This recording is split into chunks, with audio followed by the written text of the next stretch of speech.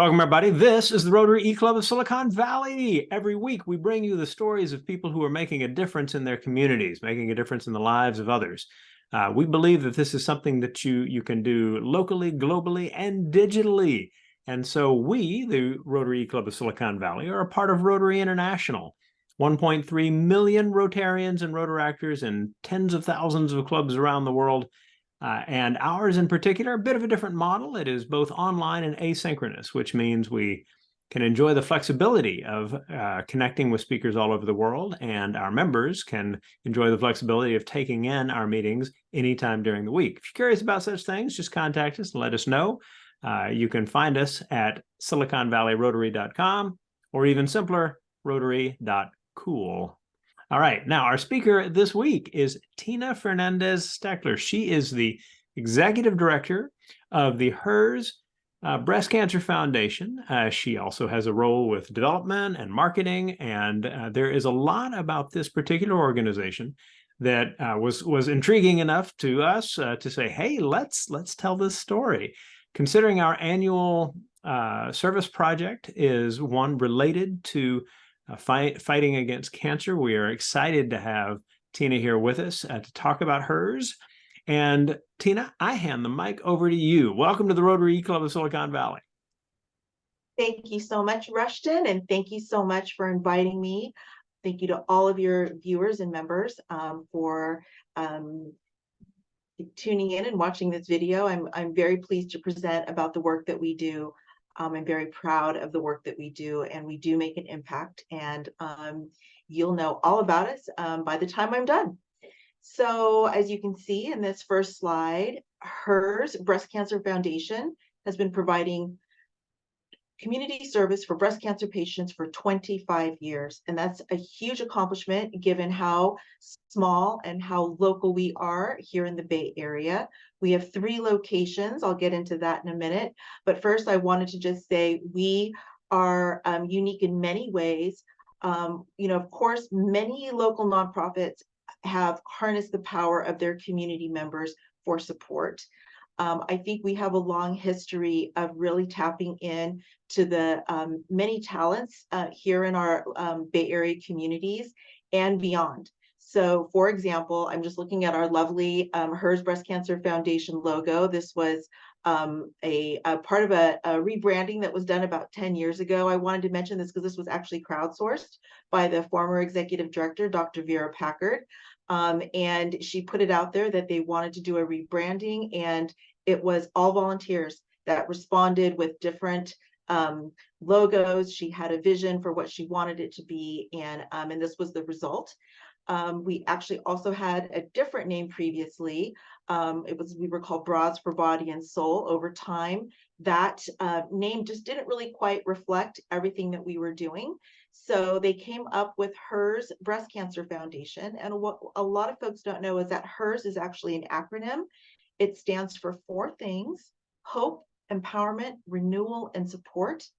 And those are the feelings that we strive to restore in each of our patients.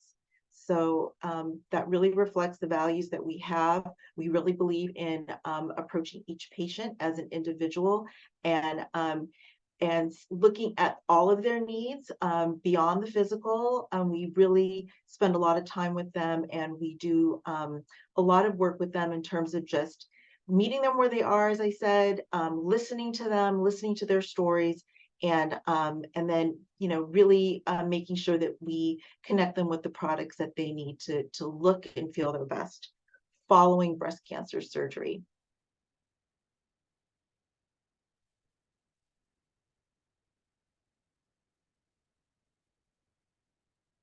I'm sorry, I'm having trouble advancing. Okay, there we go.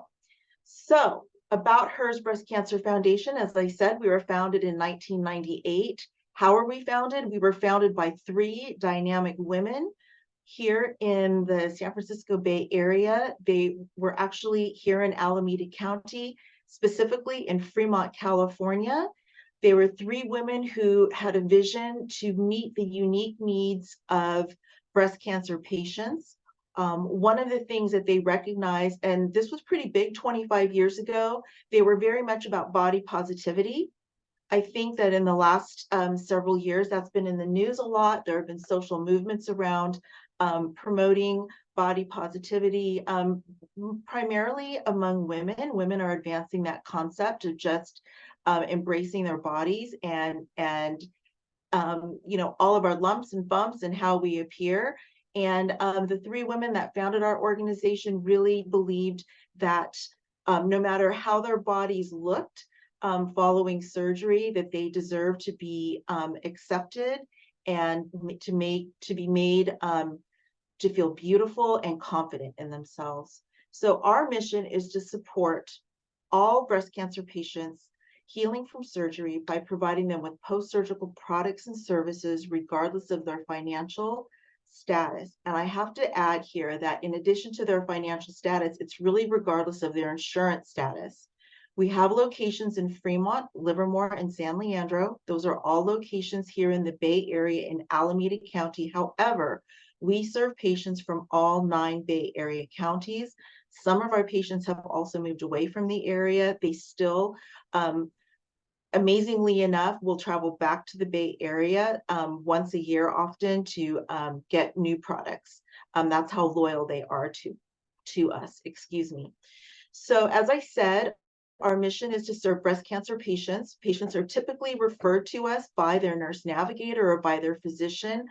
Ideally, we want to see them before they have mastectomy surgery. So our mission, again, is to support breast cancer patients when they know that they're going to have surgery. So, you know, having a breast cancer diagnosis is difficult enough, as you can imagine. When a patient is told that they will need to have a mastectomy, either a unilateral, meaning one breast removed, or a bilateral mastectomy, both breasts removed, that is a very, very you know, shocking news to hear. And as I said, we are definitely here for those patients. Ideally, they come to us before their surgery. We provide them with front fastening camisoles that provide light compression.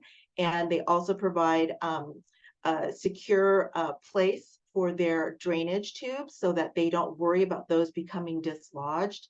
Typically, these camisoles, we provide 2, one to wash and one to wear, and those are worn continually until they are fully healed.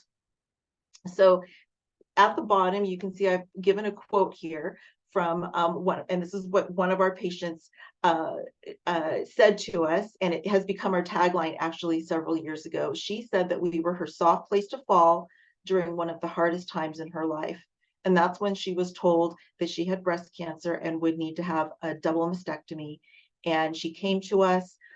Gloria is today an amazing contributor to hers. She contributes many, many volunteer hours to support other breast cancer patients. And unfortunately, she had another family member, her own daughter, who was diagnosed with breast cancer just about 18 months ago. Her daughter is now doing well. She came through her surgery and she's a patient of ours now as well.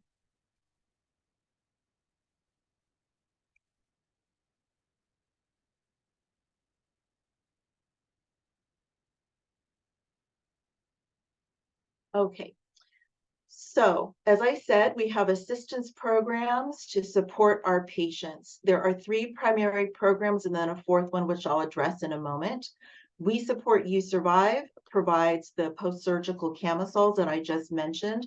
Once a patient is healed, if they do not elect to have breast reconstruction, they can come back to us for breast prosthetics. So not all patients want, you know, choose to, as some say, go flat. They want to present as they did, you know, when they're out in their community, when they go back to work, they want to present as though they did not have one breast or both breasts removed. So for those patients, we have silicone breast prosthetics. And then we have as you can see in this picture in the upper right, we have specialty bras with pockets that will hold the prosthetic. 30 to 40% of patients after surgery, and it can happen within a few weeks, it can happen after a few years, they will develop, 30 to 40% of patients will develop a condition called lymphedema. And that typically happens when lymph nodes are removed removed because they are found to be cancerous as well. And with that loss of lymph nodes, their bodies are not able to process lymph fluids as efficiently. And what happens is the lymph fluid will pool in their arm and hands. And so for those patients, we provide sleeves, gloves, and gauntlets, which are worn during waking hours to provide compression to force that fluid to circulate. So that's one of the pictures here that you can see. This is a sleeve, a compression sleeve being fitted on a patient. They provide, fairly, firm compression, but that is needed to help keep the condition from worsening. Once lymphedema develops, it does not go away on its own. Here in Fremont, we do at Washington Hospital, we have a lymphedema clinic, which is very convenient. It's right next door. Many of our patients are seen in the lymphedema clinic for lymphatic massage and other treatments, which are helpful as well. Our third program is Hair with Care. As you can see in this bottom picture, we have wigs. We are making an effort to carry wigs in lots of different textures now and styles and colors. We have partial wigs as well.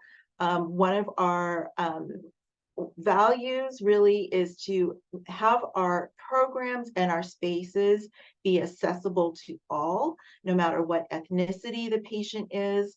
We have breast forms that are can be matched to skin tone. And as I said, especially with our wigs, we want to be able to have wig styles that a patient would feel comfortable wearing because of it is meant to replace their own natural hair that they've lost. Also, as far as skin tone, our lymphedema sleeves, gloves, and gauntlets come in various shades as well, so that patients are not feeling like if they're dark skin toned, they're not wearing a beige sleeve that will stand out and not feel like it's their own limb. For some patients, it's very disconcerting to have to wear a light colored sleeve or a breast form. So our team is amazing. I am really, really proud of the hard work and the effort they put in every day. As I said, we're in our 25th year. I think it's pretty incredible that we're able to do the work that we do day in and day out, year after year, with such a small group of dedicated individuals. So right now we have 15 full and part-time employees. Our budget is $1.2 million.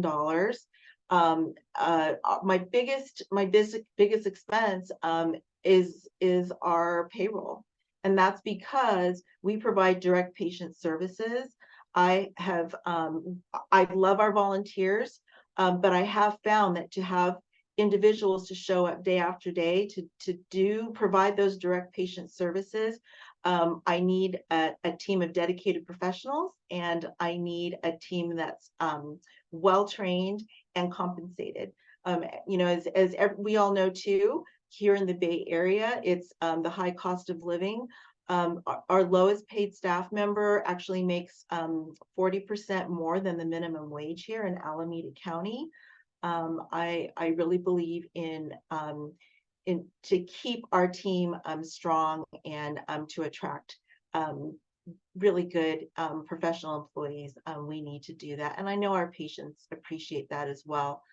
I'd also like to share that all of our team members at some level do work on a daily basis to support our patients. So of course, our medical receptionist, that's our first person to welcome a patient, make them feel at home. We have our 6 breast care specialists who provide direct patient services.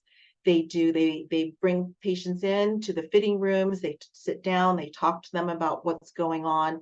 They do an assessment.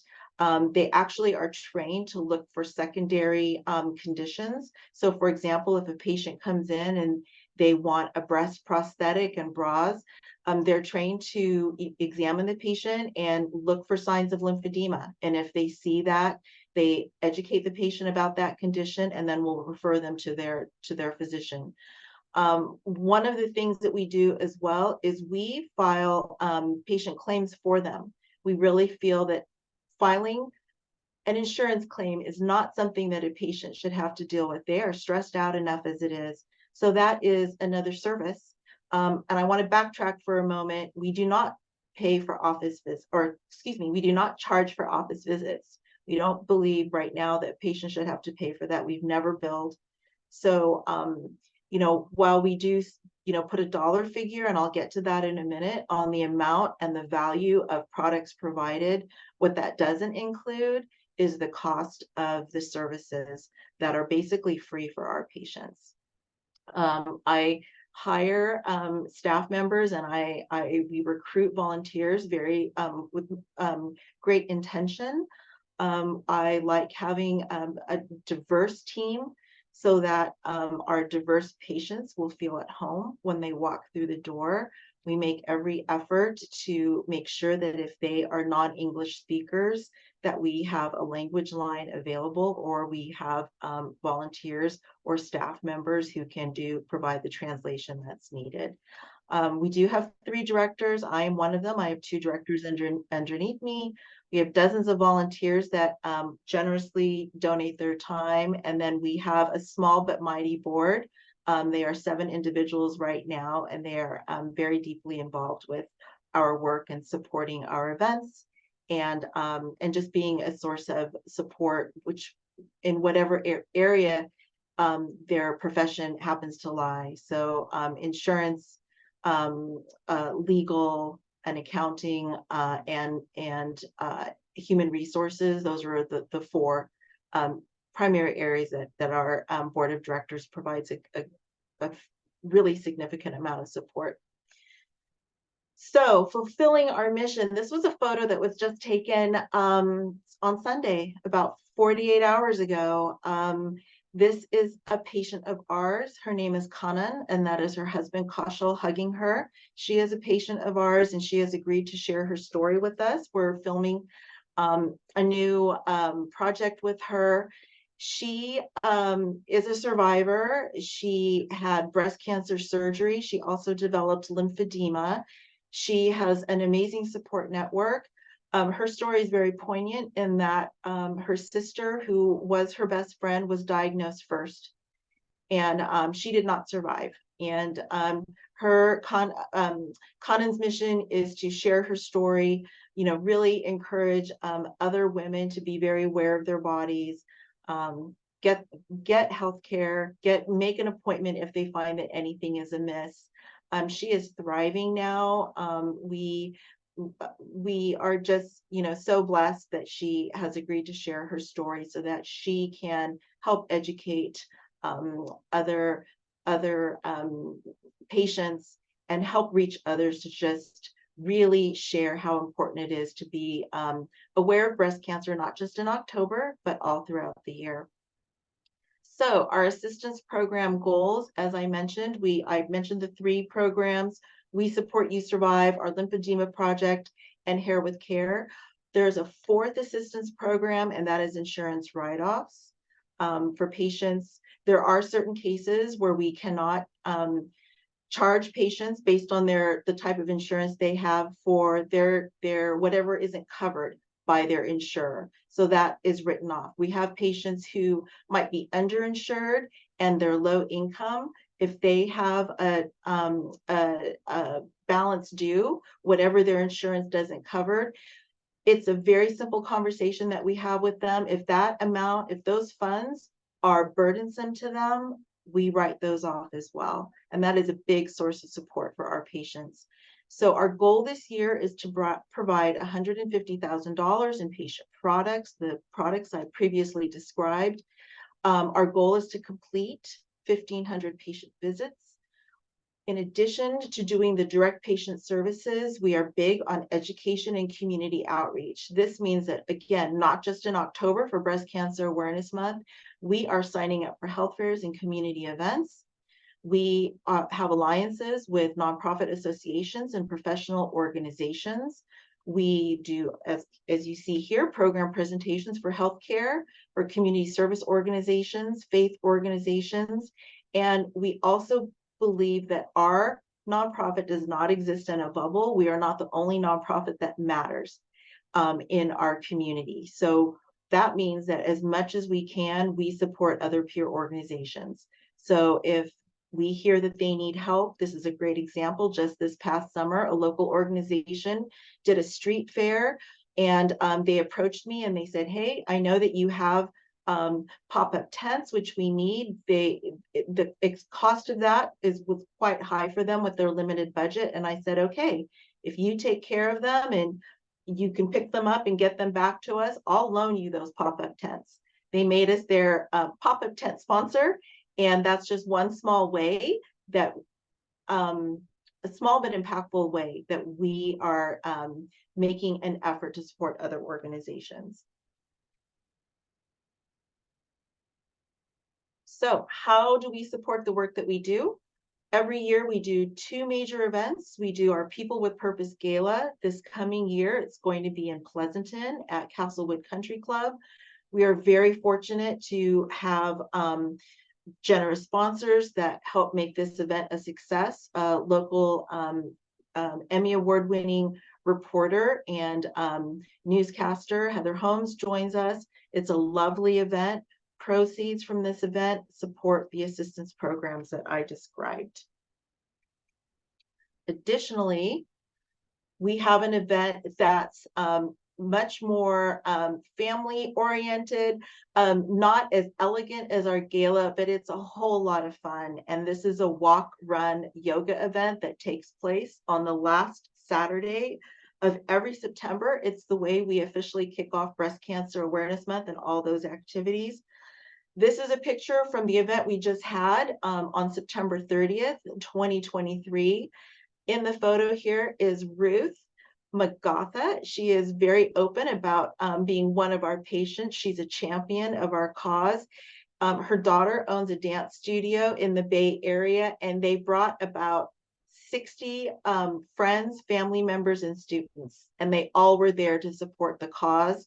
The students are lined up on either side of her, and I think this photo just really illustrates the energy and the love that we see at that event.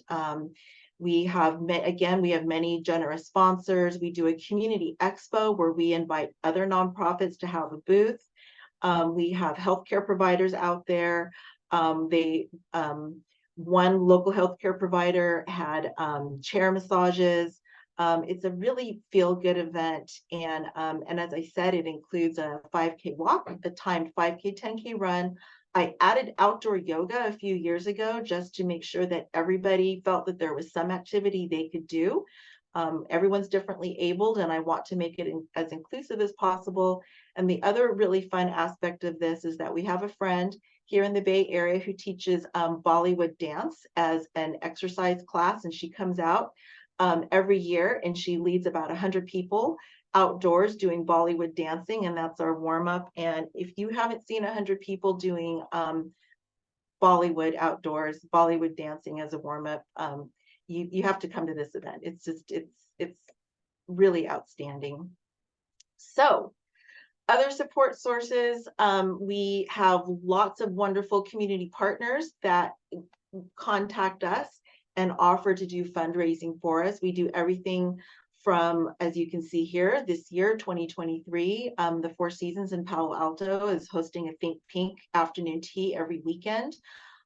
We had yoga fundraisers on the far left. One year, and this was 2019, and then earlier this month, here in 2023, we did it again, a shred event. So we invited community members to come out and bring their documents to shred. They made a donation. It could have been $5, it could have been $1, it could have been more, but that was a great example of someone impacted by breast cancer. The gentleman that owns this business lost his wife many years ago to breast cancer, and he reached out to us and wanted to do something for other survivors.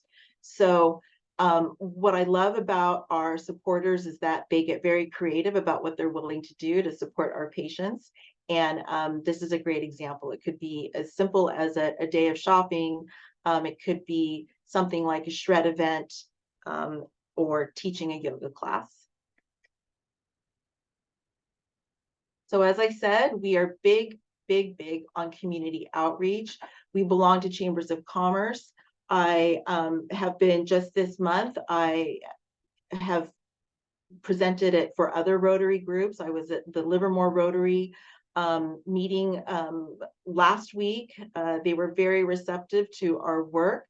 Kaiser, as you can see in the bottom photo, every year they gather their employees, and they decorate bras and they make signs, and it's just really heartwarming to see the extent that businesses and organizations, large and small, make to raise awareness during the month. And as I said, also community outreach is something that we do all throughout the year. I know Breast Cancer Awareness Month, October, is really big. But I do want to say that I think that breast cancer awareness should be a year-long effort. And I actually like to call it Breast Cancer Action Month, because it's not enough, I believe, to be aware about breast cancer.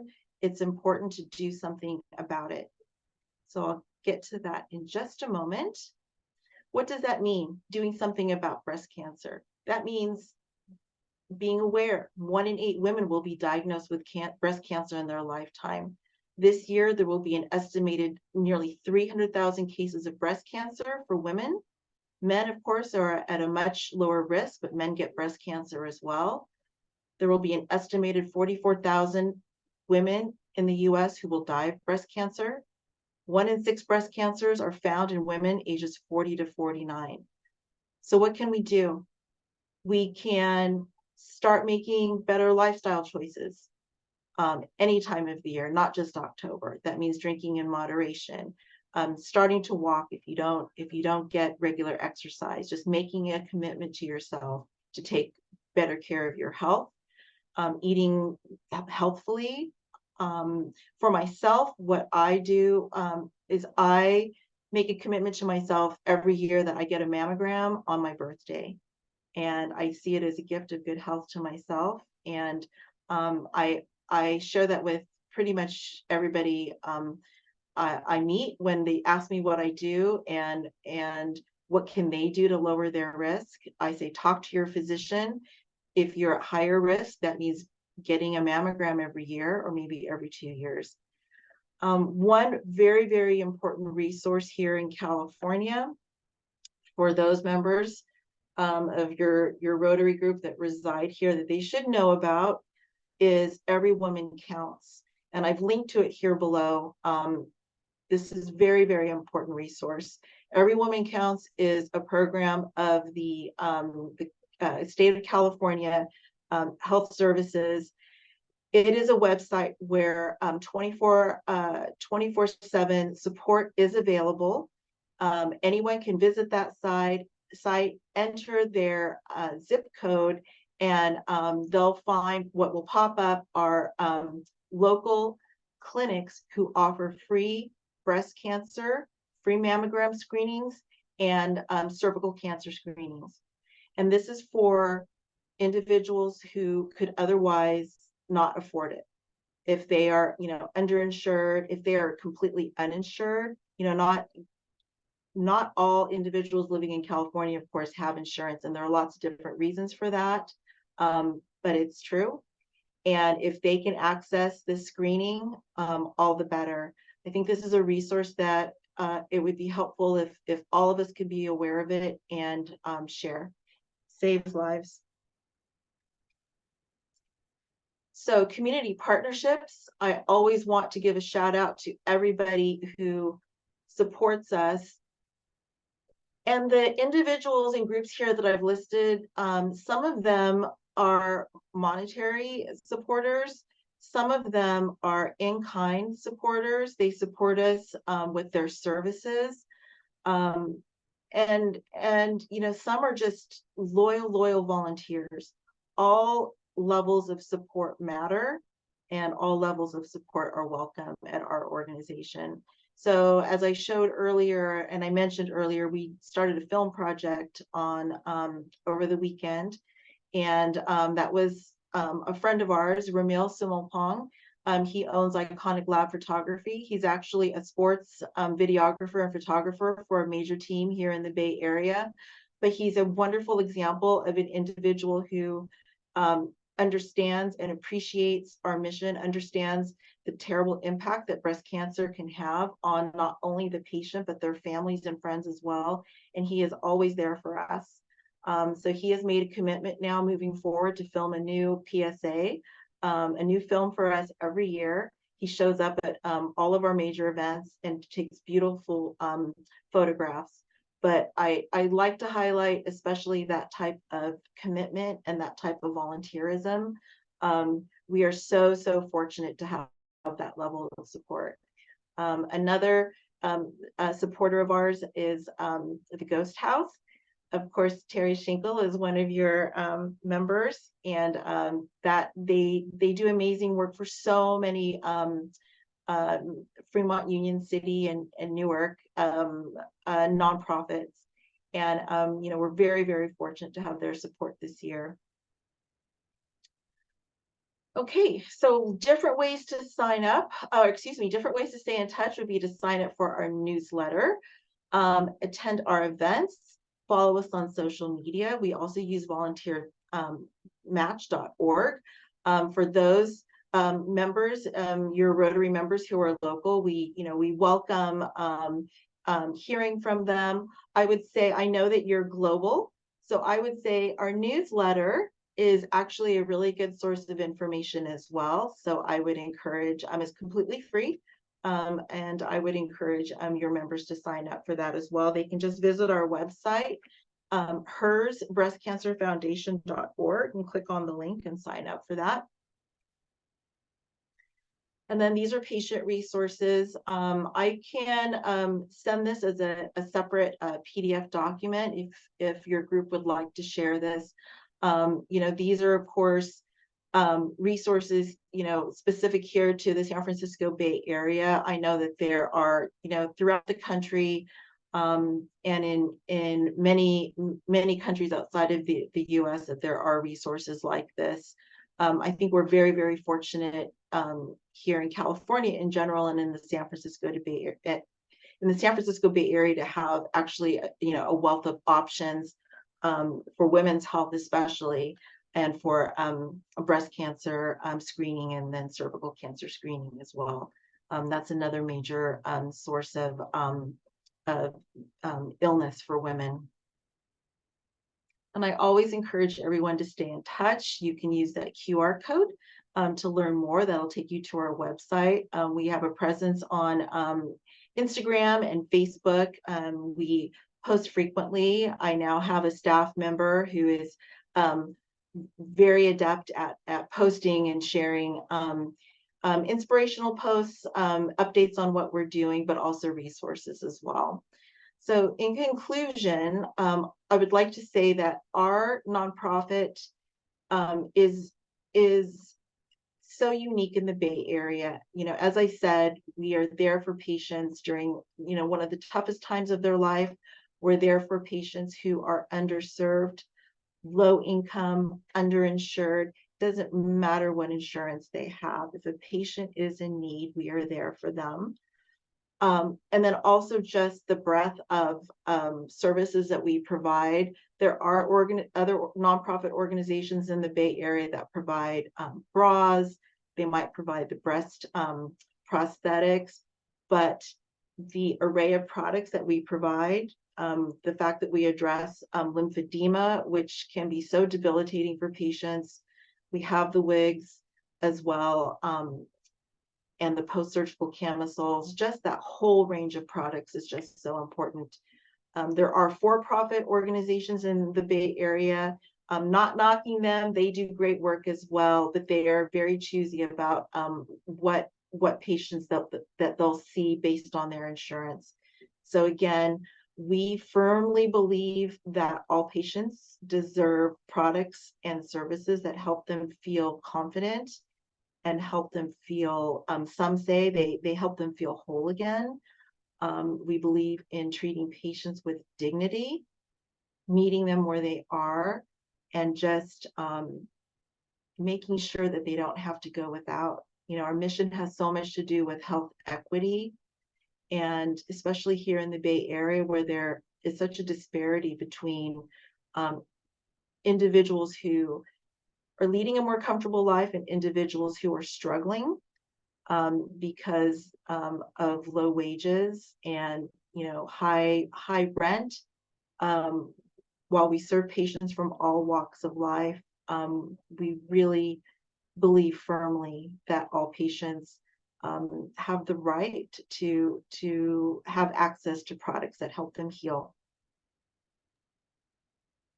Thank you, Tina. What a powerful mission and powerful story. It is wonderful for us to be able to share the story. I would like to thank everybody who has joined us as you know, this recording is something that we share on our YouTube channel and also on our SiliconValleyRotary.com page.